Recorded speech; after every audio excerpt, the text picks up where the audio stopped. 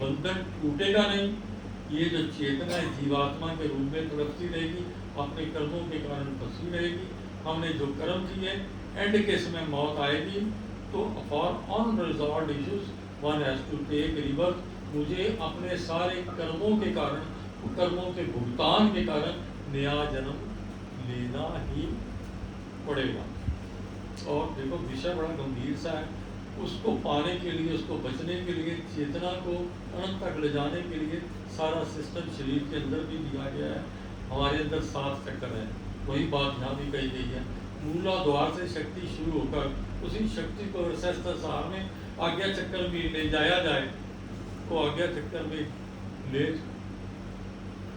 आज्ञा चक्कर में शक्ति चली गई तो उस शक्ति को परमात्मा के साथ मिलाने के लिए शस्त्र सार की तरफ वो बढ़ना शुरू करते हैं। तो अंश बन जाती है परमात्मा का। शुद्ध आत्मा परमात्मा के नजदीक जाना शुरू कर देती है।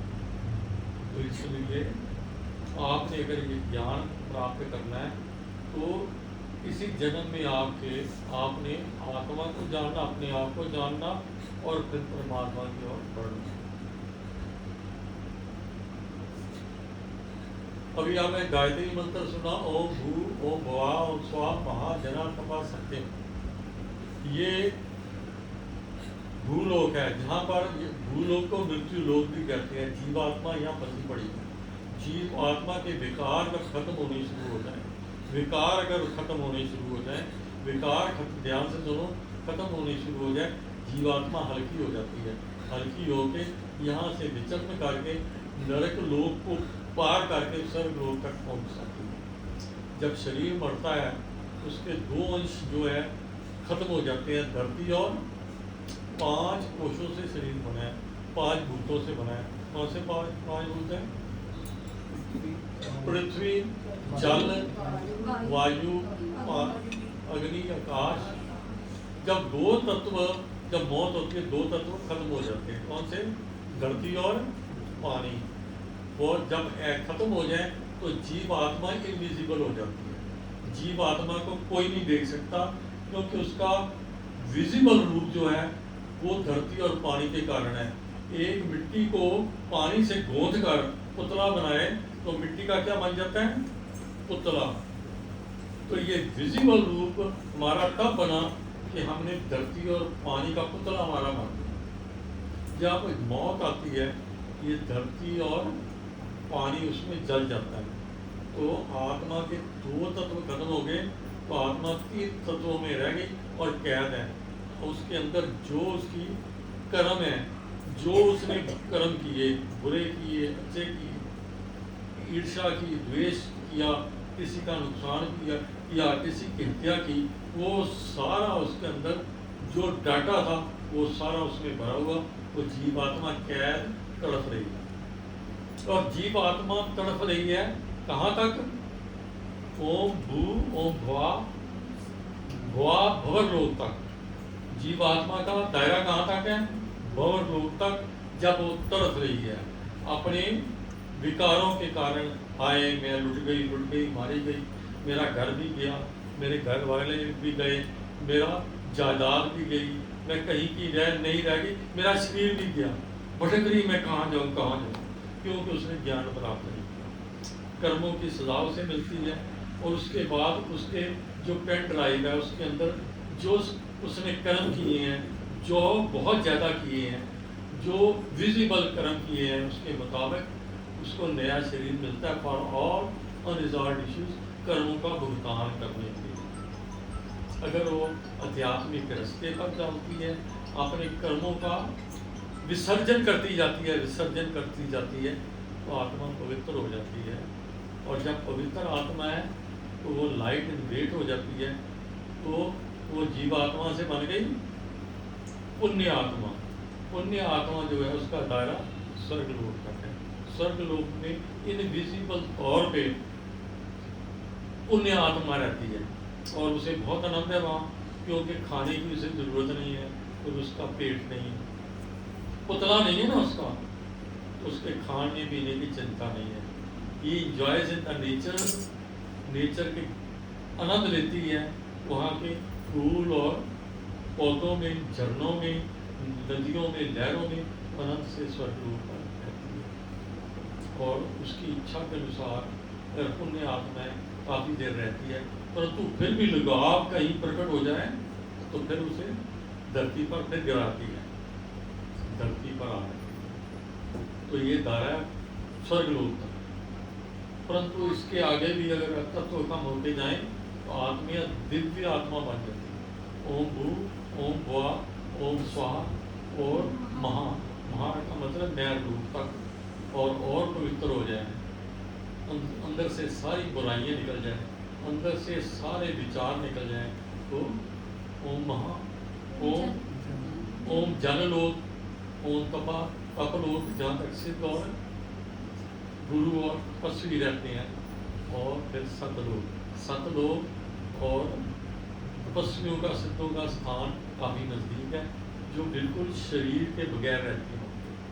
तो यही बात यहाँ कही कि चेतना का प्योर रूप परमात्मा है, वो निराकार है, उसके अंदर कोई विकार नहीं है, अनंत स्वरूप है और ज्ञान स्वरूप है, तो वो उसका रूप है। तो जो दिव्य आत्माएं वो एक किस्म की गोपी हैं। अगर आनंद लेना हो ना, दिव्य आत्माएं सारी गोपी बनकर रास रचाती है अपने कन्हैया के आसपास है, खूब आनंद लेती है, नाचती हैं, तो दिव्य आत्माएं हैं और परमात्मा दिव्य है। तो ये चीज़ को कुछ प्रकट करने के लिए ये आपको यहाँ से समझाया गया कि परमात्मा अजर अमर अविनाशी निराकार है।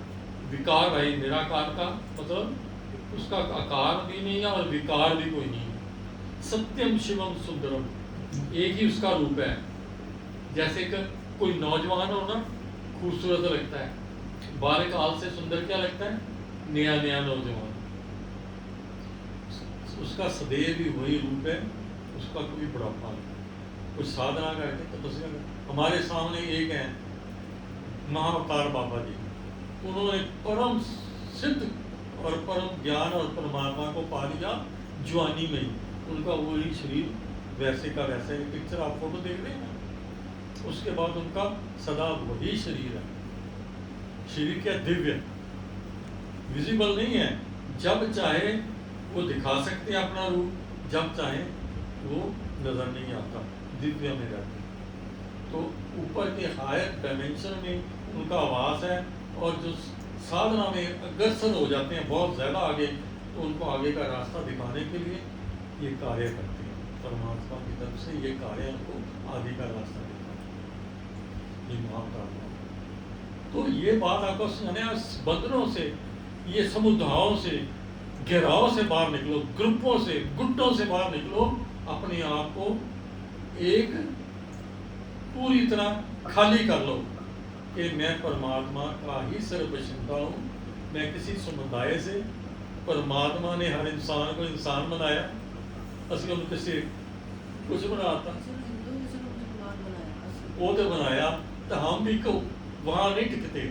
अगर ये धरती परमात्मा ने चुनी, जहाँ विनाश भी होता है, महाप्रलय भी यहीं से होता है, इस धरती पर परमात्मा नई युग का शुरुआत करता है। ये परमात्मा की प्रिय धरती है, परंतु हमने इसको बांटा क्यों? किसी सिद्धों ने, जिन्होंने पाया, बांटा धर्म को। जितने भी महापुरुष हुए जिन्होंने परमात्मा को जाना, आत्मा को जाना, उन्होंने धर्म चलाया, और उनके नाम लेने वाले, उनकी पूजा करने वाले धर्म को धर्म बना दिया। उन्होंने अपने ठेके और अपने ग्रुप खड़े कर दिए। वेयर उन्होंने किसी ने नहीं कहा, बताओ किसी ने कहा है मनुष्य की एक हो जा, यही कहा है ना, एक नूर से सब जग से, यही कहा है ना। तो कहाँ उन्होंने ऐसी बात कही कि जो हमें बांटे? ये बांटने का काम हम कर रहे हैं, उन्होंने। और वो तो इतनी तपस्या उनकी, गुरु तेग बहादुर जी ने उफ नहीं किया जब शीश दिया। कोई करता है ऐसे? और शीश उनको दिया, किनको दिया? आपने देखा है क्या करते हैं ये लोग? यहाँ से पकड़ के, और वो भी कहते हैं हमारा धर्म। कोई कहेगा उनको कहने को जो मर्जी कह रहा। तो क्या उनका लास्ट क्या था संदेश? जब वो अपना शीश देने के लिए, संसार के कल्याण के लिए, संसार को राह दिखाने के लिए उन्होंने इतना बड़ा, क्योंकि पापी इतने ज्यादा छा गए तो खड़ा नहीं हो रहा था पापियों का नाश करने के लिए। राम ने भी साधु संतों को जब जीना दुर्बल हो जाए तो उनको भी हथियार उठाने पड़े। राम को अवतार लेके पापियों का नाश करना पड़ा। भगवान कृष्ण को भी पापियों का नाश करने के लिए जब जब होता है, धर्म का जब नाश होता है, धर्म बहुत छा जाता है, पापियों का नाश करने के लिए उन्होंने भी शस्त्र उठाए। तो गुरु साहब जी को भी परमात्मा के हुक्म के मुताबिक तैयार करना पड़ा धर्म की रक्षा के लिए। धर्म की रक्षा के लिए संत जो है अपनी वाणी से भी करते हैं और हुक्म के मुताबिक। गुरु गोविंद सिंह जी हेमकुंड साहब में, कोई अपने जन्म में वो नहीं गए हेमकुंड साहब, पिछला वृत्तांत तो उन्होंने 10वें ग्रंथ में बताया है कि मैं वहां तपस्या कर रहा था, तो काल उनके हुक्म के मुताबिक धर्म की रक्षा के लिए मुझे यहाँ आना पड़ा। तो गुरु तेग बहादुर जी ने कहा, जिस हिंदू धर्म के कारण लोक और परलोक को कल्याण है, उस ऐसे धर्म को छोड़कर मैं क्यों मुस्लिम धर्म पापियों का धर्म है, इसके बेहतर है कि मैं अपना शीश दे दूं। ये कहा था ना उन्होंने जाने से पहले, शीश का जहाँ गुरुद्वारा बनाया, जहाँ उन्होंने शीश यहाँ रखी। और गुरु साहब ने 10वें पातशाह ने भी कसम उठाई, जिस धर्म रखन शीश लियो मेरे पीछे जाए, वही धर्म में तो यही कहा ना।